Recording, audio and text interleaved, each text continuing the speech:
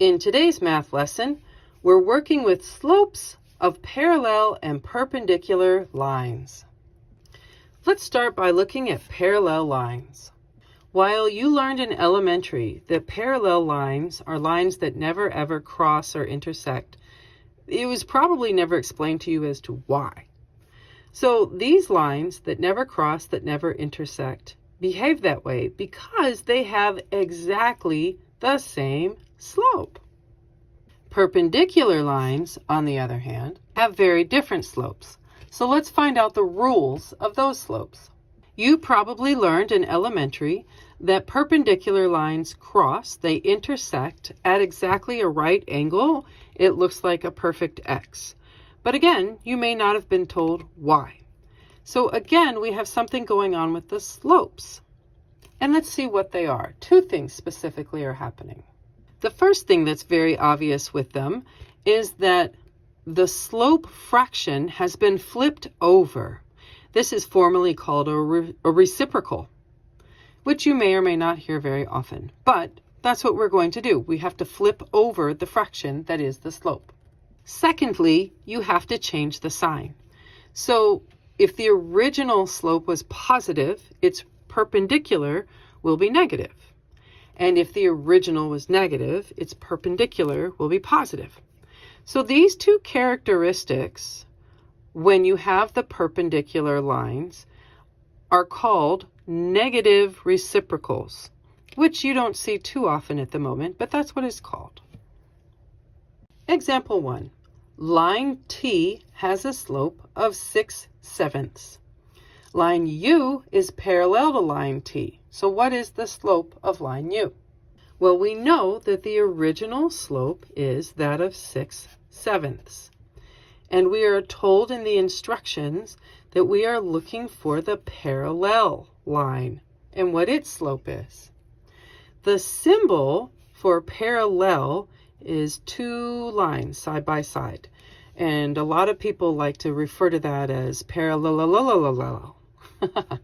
So these are like the L's. So the parallel slope, the line that is parallel to the original, we learned in the introduction, is exactly the same as what the first one was. So our parallel line will also have a slope of 6/7.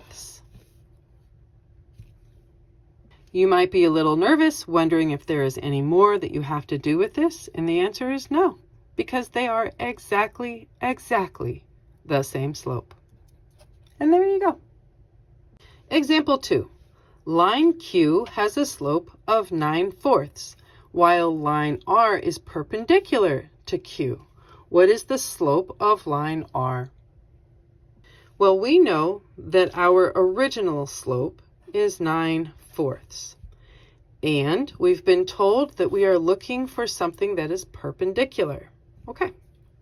We learned in the introduction that to find something that is perpendicular, here is the symbol for perpendicular. It is an upside down capital T. All right. So again, we learned in the introduction that you have to do two things to the slope in order to find its perpendicular. And this is called the negative reciprocal. So we're going to flip over the fraction and change its sign. So 9/4 becomes 4/9. And since 9/4 was positive, that means that our 4/9 will be negative. And you only need one negative that's out here in the front or up top. So again, if you're feeling concerned of, oh my gosh, what else do I have to do? Well, nothing. All you have to do, if you already know what the original slope is to flip it over and change its sign. And there you go. Example 3.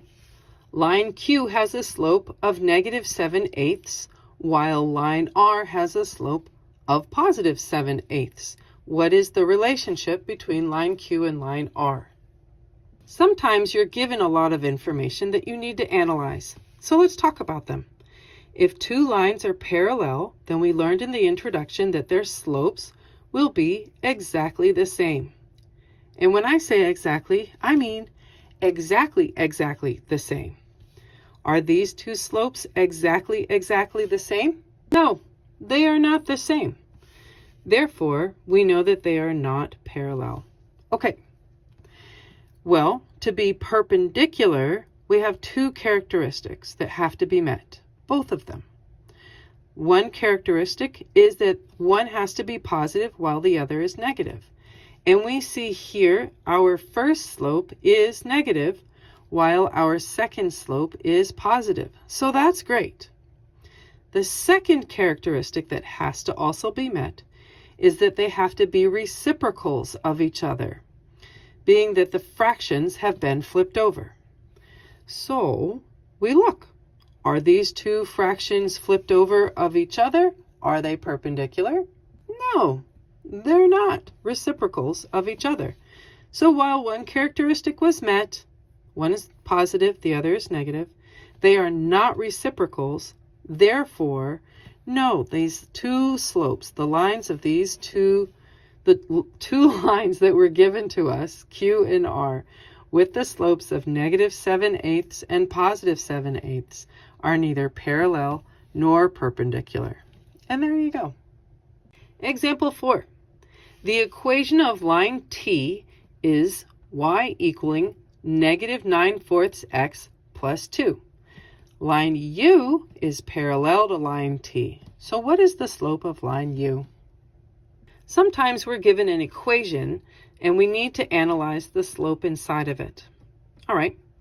Well, looking at this original equation, we see here very quickly that our slope is -9/4. And we are then asked to find its parallel slope. So our symbol for parallel is our two lines next to our symbol for slope. So parallel, M, parallel slope. And we know that parallel lines have exactly the same slope. So this -9/4 is what we need again. And that's all you have to do. Don't let this be threatening or intimidating. If you're given an equation, just go find the slope and work with that. And there you go. In our fifth and final example, we are told that line U passes through the point 2, 9 and 9, 5. We are also told that line V is perpendicular to line U. So what is the slope of line V? Well, we weren't given a slope anywhere. We weren't given an equation, but we were given two coordinate points, and we can use those to find out what we need. Remembering that all coordinate points are in the order of x, y, and the first point is point 1 and the second point is point 2, we can use that information to find the slope of line U. Okay. So the formula to find the slope of a line given two coordinate points, I'm hoping you're remembering that formula, is y2 minus y1 over x2 minus x1. Well, we know very quickly that we are going to have 5 minus 9 in the numerator and 9 minus 2 in the denominator. And using your good brain cells and or your calculator, you can subtract, divide, and find that our slope to start off with for line U is -4/7. Now that we know what the original slope is, we can go find the perpendicular, the line V slope. And I know that it's perpendicular that we're looking for because that's what they said in the original problem. We know that the original line U slope is -4/7. The perpendicular slope, remember its symbols are an upside down capital T of the slope, is going to be taking the original slope and flipping it over and changing its sign, the negative reciprocal. So -4/7 will become a +7/3. 3/4. And there you go.